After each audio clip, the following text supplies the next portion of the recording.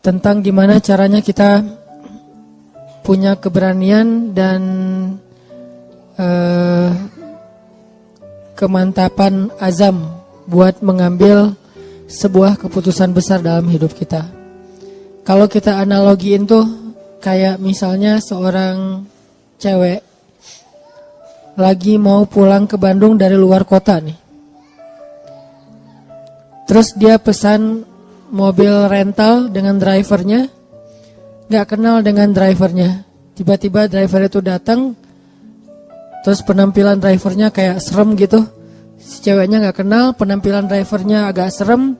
Terus secara gayanya juga drivernya orangnya kayak menakutkan gitu. Pasti si cewek ini juga gak akan nyaman untuk bisa pakai mobil itu dengan driver itu pulang dari misalnya sebutlah dari Jakarta ke Bandung atau dari Pangandaran ke Bandung pakai mobil rental dengan driver kayak gitu malam hari, pasti nggak nyaman. Kalau dia bisa milih pasti dia akan ganti. Kalau dia udah terlanjur dan terpaksa harus naik, di belakang duduknya juga nggak akan tidur semalaman. Nanti kalau berhenti di jalan gimana, nanti kalau ini gimana. Minimal kalau nyetirnya ugal-ugalan kayak gimana, kalau dia misalnya marah sama mobil lain di jalan kayak gimana, nggak tenang. Kenapa nggak tenang? Dia menyerahkan waktunya, hidupnya malam itu untuk di jalan dari Pangandaran ke Bandung, karena dia nggak kenal sama driver itu. Dia belum tahu driver itu kayak gimana orangnya. Beda kondisinya kalau misalnya dia rental mobil temennya. Yang ngedrive-nya temannya sendiri yang jadi driver. Yang dia kenal dia nyetirnya smooth, nyaman, gak emosional, gak suka ngebut, terus safety banget, orangnya amanah juga, udah lama kenal sama dia.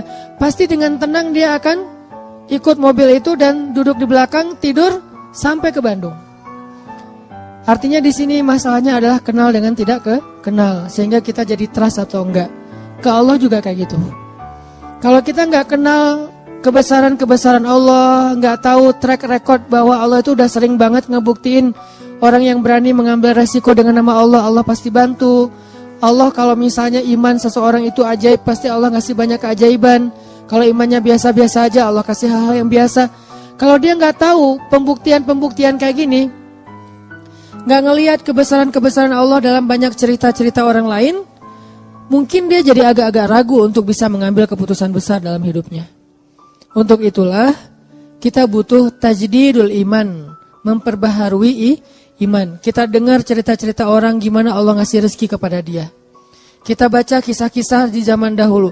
Kita lihat ayat-ayat kebesaran Allah, gimana Allah memberi rezeki kepada makhluk, gimana Allah memberikan takdir kepada makhluk.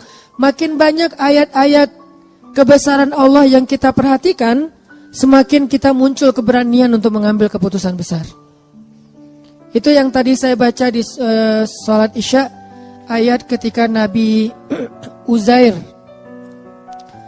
mencari tahu tentang kebesaran Allah saat beliau mengunjungi sebuah negeri yang sudah hancur, sudah tidak mungkin lagi dibangun, hancur sehancur-hancurnya. Terus Nabi Uzair bertanya, bagaimana cara Allah menghidupkan negeri kayak gini? Dan waktu itu Nabi Uzair lagi jalan ke negeri itu ngelewatin pakai keledai, terus beliau bawa kayak semacam kue atau roti dengan susu. Keledai, roti, susu, jalan. Ketika ngelihat negeri yang sudah hancur-hancurnya, sudah binasa sekian puluh tahun, gak mungkin lagi dibangkitkan negeri itu, tiba-tiba Uzair bertanya, gimana cara Allah menghidupkan negeri yang sudah hancur ini? Lalu Allah Subhanahu wa taala membuat Uzair mengantuk, beliau tidur dan mengikat keledainya di sebuah tempat dan meletakkan susu dan kuenya di sebelah beliau tidur. Ternyata Allah menidurkan Uzair selama 100 tahun. Jadi kalau Ashabul Kahfi itu sekitar 300 tahun sekian, kalau Uzair 100 tahun, 1 abad. Tadi ketika Uzair pergi meninggalkan negerinya untuk sampai ke negeri tersebut, dia tuh meninggalkan keluarganya, dia meninggalkan pembantunya.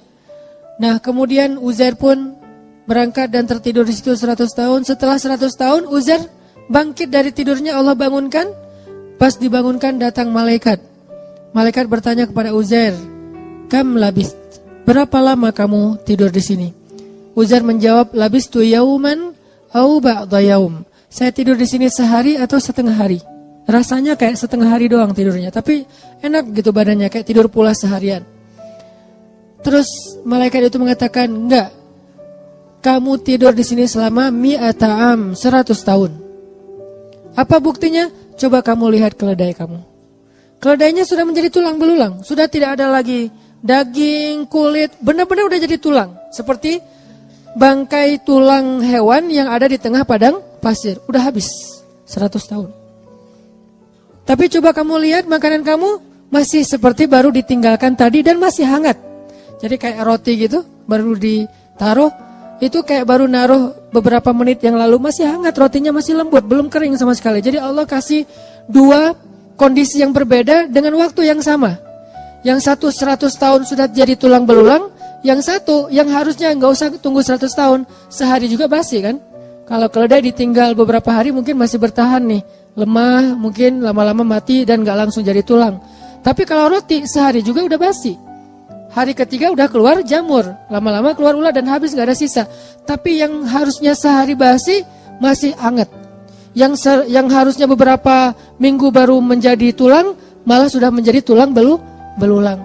Akhirnya malaikat ini kemudian menyebut nama Allah, tiba-tiba tulang belulang keledai itu disatukan lagi, dirangkaikan lagi, kemudian dagingnya membalut tulang, lalu kulitnya membalut daging.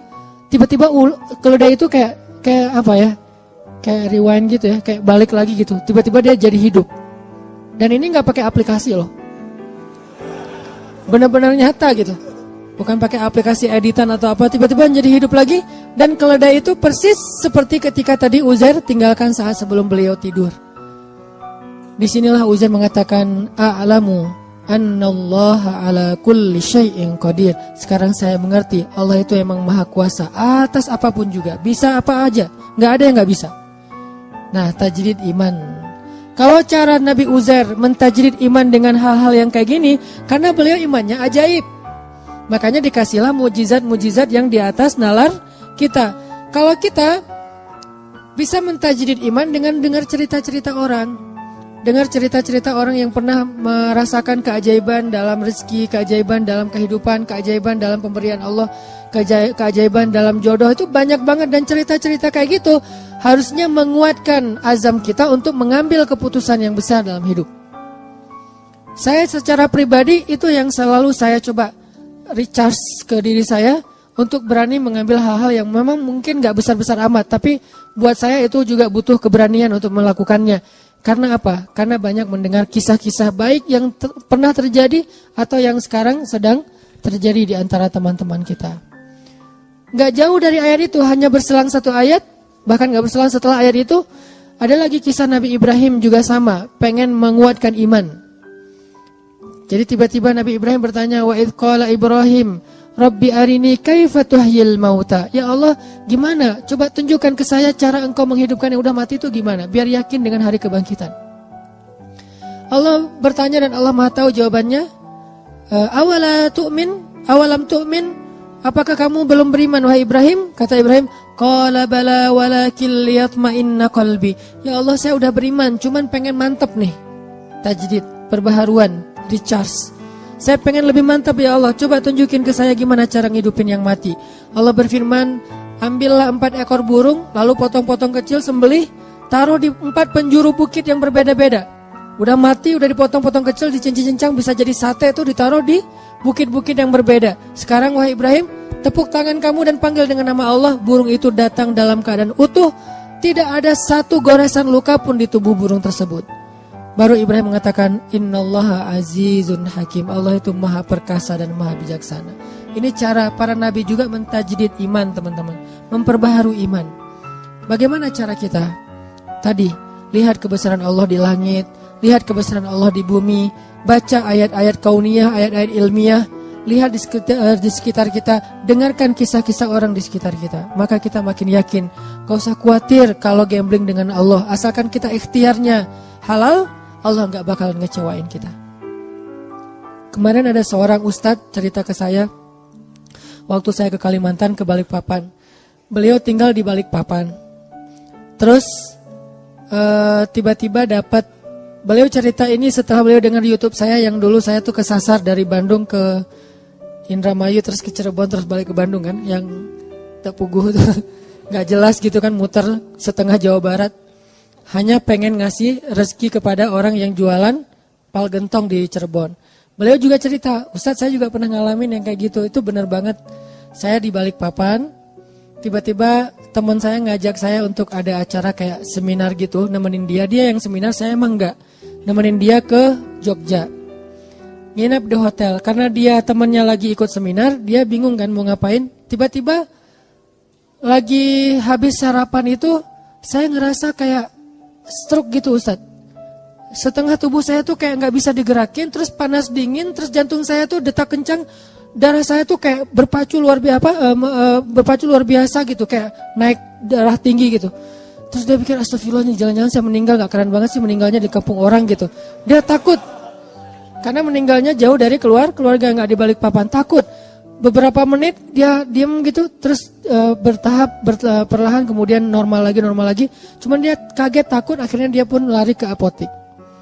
Bawa dompet, pergi ke apotek, beli obat ditensi, terus beli obat kayak gitu di apotek. Setelah selesai itu dia pulang pesen taksi online gitu, pakai pulsa dia yang ada di handphone, pesen, naik taksi online pulang lagi ke hotel. Di tengah jalan dia ingat dompet saya ternyata nggak ada, cari-cari nggak ada, nggak di jok nggak ada.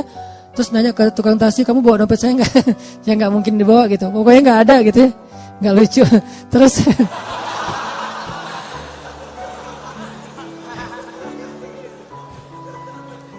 ternyata komennya yang lucu. Terus dia nyari-nyari nggak nemu. Dia bilang, Pak, boleh nggak saya balik lagi ke sana? Sampai di hotel dia order lagi, balik lagi ke apotek. Sampai di apotek ternyata kata apotekernya, ada Pak, tadi saya nemu dompet Bapak, cuman dibawa sama security. Saya kasih ke security, dibawa. Pergilah ke security, ke pos satpam. Ternyata pos satpamnya lagi jemput anaknya. Nunggulah dia beberapa jam sambil satpamnya jemput anaknya, ditelepon karena udah ganti seat. Terus telepon, satpamnya datang. Pas datang akhirnya dia karena merasa ini di sini ada dompet, ada duit, ada ATM, ada SIM, ada KTP. Pokoknya banyak kartu berharga. Dia ngerasa satpam ini berjasa buat dia. Dikasihlah entah 100.000, entah 200.000. Satpam ini mengatakan, Alhamdulillah, Masya Allah, Alhamdulillah, saya baru aja tadi kepikiran pengen bayar sekolah anak saya. Kami belum dapat pinjaman, makanya tadi saya lama ngejemput tuh nyari pinjaman dan belum dapat. Makasih ya Pak, ini dapat 100.000 itu untuk bayar sekolah anaknya. Baru beliau sadar, benar ya. Ujuk-ujuk teman saya ngajak saya nemenin dia seminar ke Jogja. Terus habis sarapan di hotel, tiba-tiba saya stroke supaya saya datang ke apotek. Di apotek itu tiba-tiba dompet saya ketinggalan. Saya balik lagi, ternyata dompet udah dipegang security. Sehingga saya merasa berjasa, saya kasihlah dia 100.000. Tapi jauh-jauh untuk ngasih 100.000 kepada seorang hamba Allah yang Allah pengen ngasih rezeki buat dia. Ini rencana Allah Subhanahu Wa Taala. Dan gak harus selalu bentuknya sedekah, hadiah. Bisa juga bentuknya yang profit, keuntungan dari usaha-usaha kita yang gak nyangka ternyata keuntungannya lebih daripada yang kita pernah bayangin. Ini artinya teman-teman, cerita-cerita kayak gini harusnya nambah yakin kita kalau kita ngambil keputusan besar, sebesar apapun Allah lebih besar.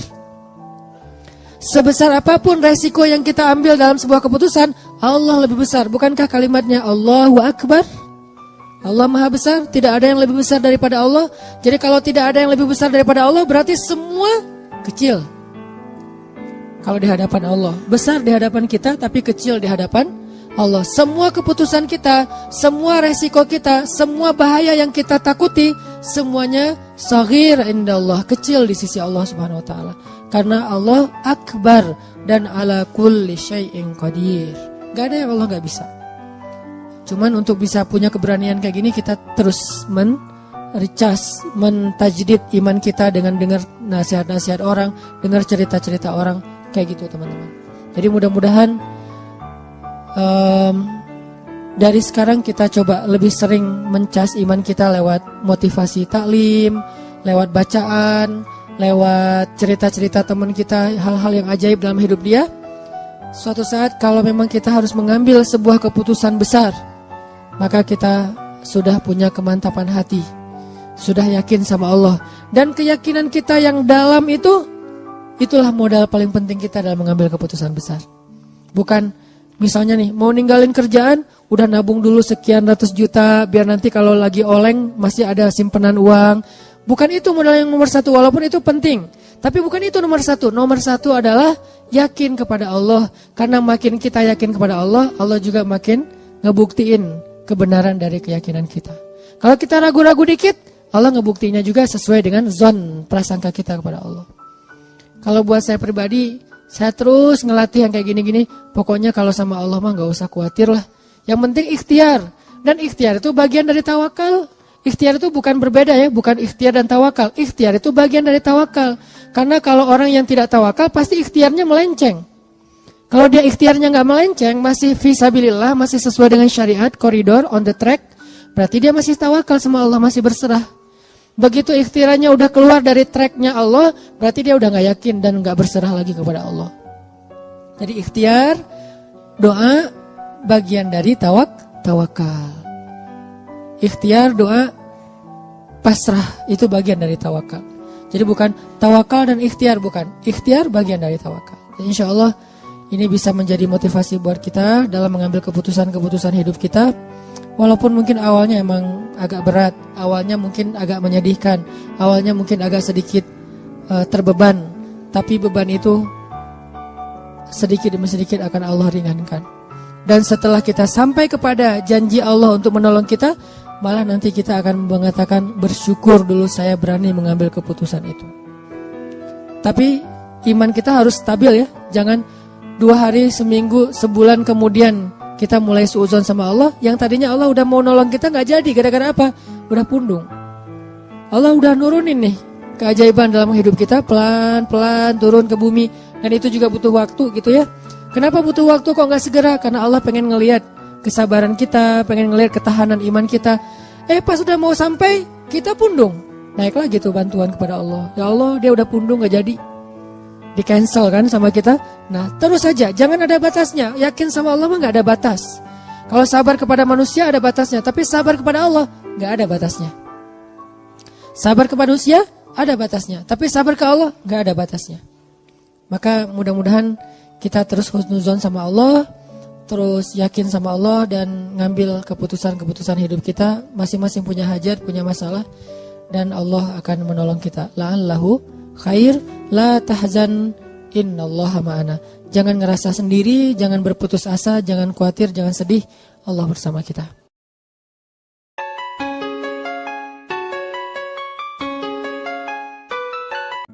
Tentang gimana caranya kita punya keberanian dan kemantapan azam buat mengambil sebuah keputusan besar dalam hidup kita. Kalau kita analogiin tuh kayak misalnya seorang cewek lagi mau pulang ke Bandung dari luar kota nih. Terus dia pesan mobil rental dengan drivernya, gak kenal dengan drivernya. Tiba-tiba driver itu datang, terus penampilan drivernya kayak serem gitu.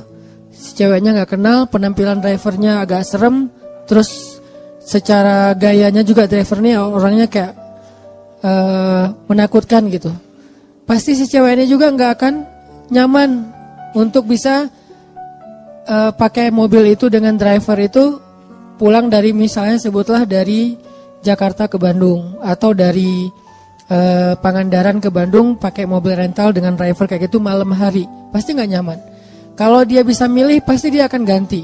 Kalau dia udah terlanjur dan terpaksa harus naik, di belakang duduknya juga gak akan tidur semalaman. Nanti kalau berhenti di jalan gimana, nanti kalau ini gimana.